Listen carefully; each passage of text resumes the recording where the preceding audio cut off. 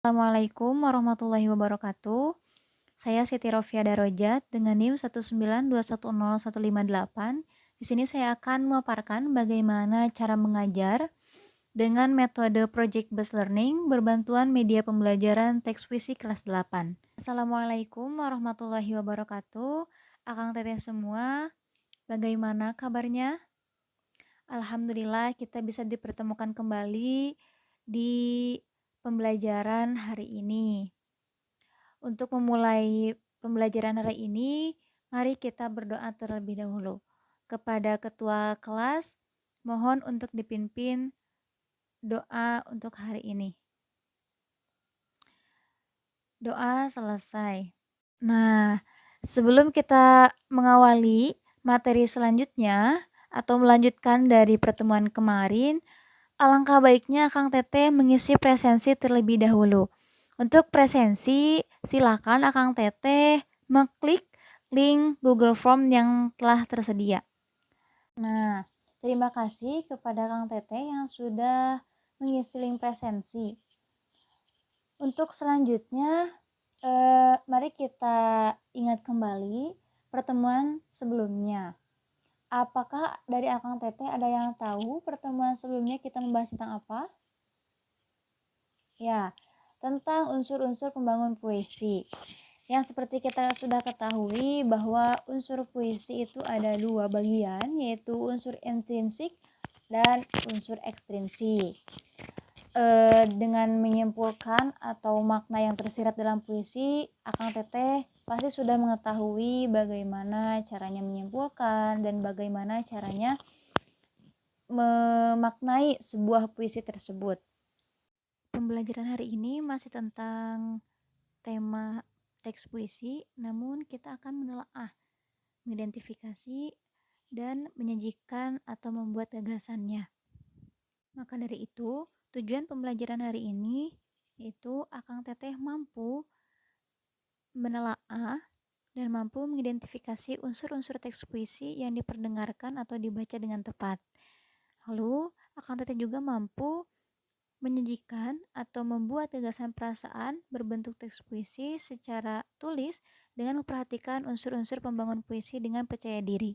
Baik, Akang Teteh, di sini ada slide tentang puisi Sajak Kecil Tentang Cinta, karya Pak Sapardi Djoko Damono. Jadi Akang Teteh menelaah puisi yang terdapat dalam slide ini.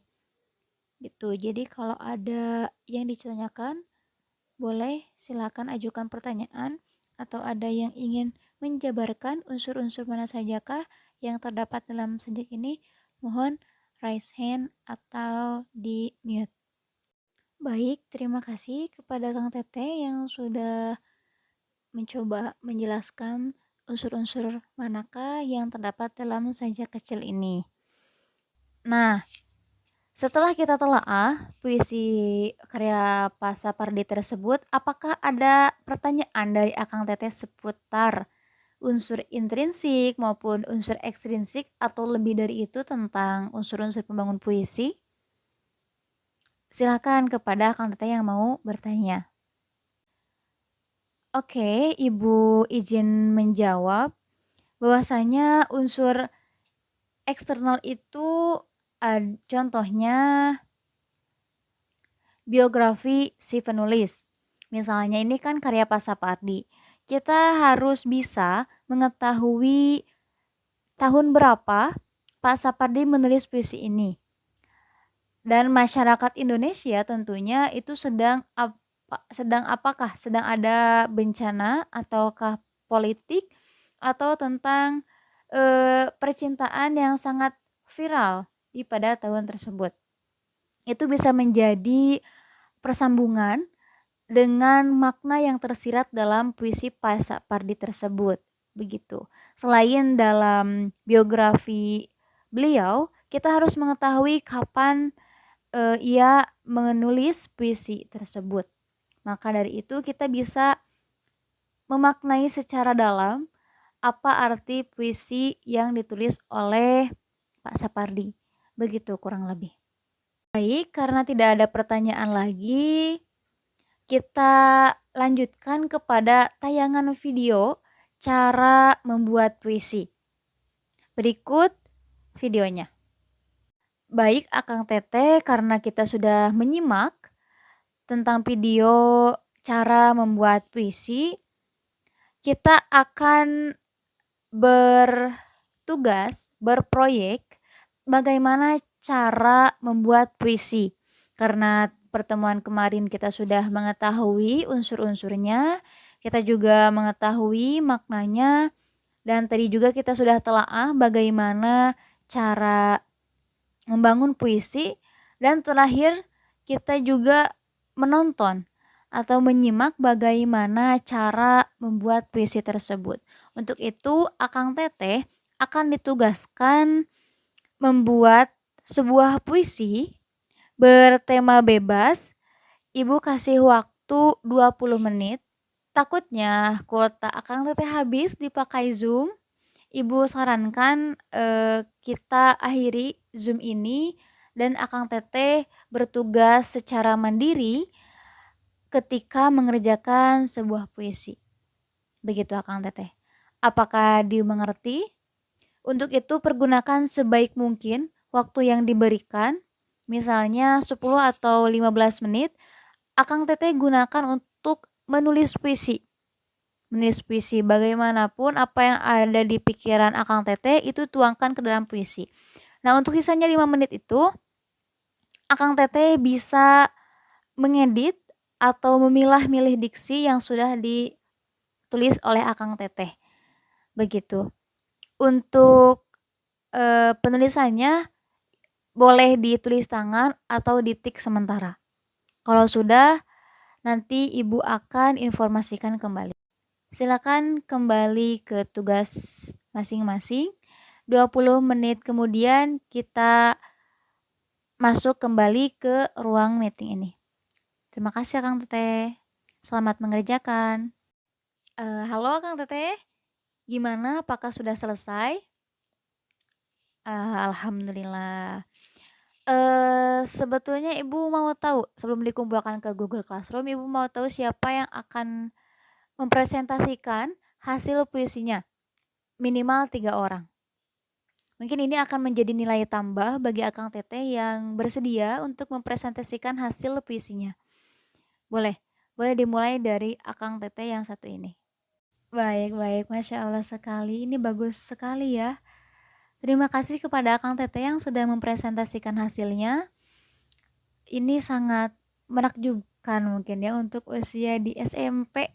Tapi puisinya sangat-sangat bermakna sekali gitu ya. Nah, dari Akang Teteh yang lainnya, apakah ada tanggapan untuk 3 orang yang sudah mempresentasikan hasilnya ini? Baik, disilakan. Nah, terima kasih kepada Kang Teteh yang sudah menanggapi, memuji, dan mengkritik kepada 3 orang yang mempresentasikan hasil hari ini. Terima kasih juga kepada Akang Teteh yang sudah tadi presentasi, itu sangat-sangat berani dan juga memuaskan. Untuk itu, Akang Teteh bisa mengumpulkan tugas proyeknya ke Google Classroom dengan teks puisi yang diedit dalam poster. Itu bisa diedit dengan menarik. Sudah itu bisa dikumpulkan di Google Classroom. Baik, karena tugas sudah dikumpulkan, alangkah baiknya kita refleksi ulang bahwa puisi itu mempunyai unsur-unsur pembangun, unsur intrinsik dan unsur ekstrinsik. Bagaimana cara melakukan atau membuat teks puisi itu banyak sekali macamnya, mulai dari melihat pemandangan ataupun mempunyai perasaan penting atau pengalaman yang sangat membekas dalam jiwa kita, jadi kita bisa tuangkan dalam puisi tersebut, dan masih banyak kembali. Untuk itu Ibu sarankan juga kepada Akang Teteh yang belum aktif agar aktif di pertemuan selanjutnya. Tapi untuk hari ini itu Akang Teteh sudah baik, sudah keren-keren sekali, bahkan banyak sekali yang ingin mempresentasikan hasilnya pada pertemuan hari ini. Yang sudah Ibu infokan bahwasanya penilaian pada tugas puisi tersebut akan ditilai di Google Classroom. Nah, untuk pertemuan selanjutnya kita akan membahas tentang teks eksplanasi.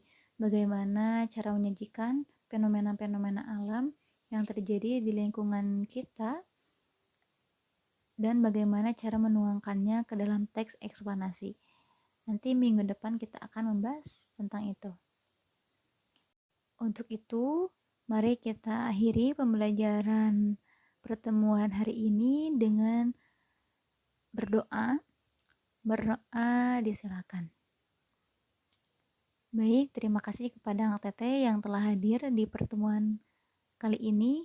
Semoga kita disehatkan agar kita bisa dipertemukan di pertemuan selanjutnya. Terima kasih Kang Teteh. Wassalamualaikum warahmatullahi wabarakatuh.